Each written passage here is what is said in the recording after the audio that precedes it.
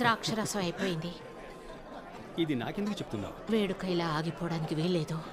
ఆశీర్ కుటుంబం అవమాన పాలవుతుంది. అమ్మా, నా సమయం ఇంకా నువ్వు రాలేదు. ఇప్పుడు కాకపోతే ఎప్పుడు? దయచేసి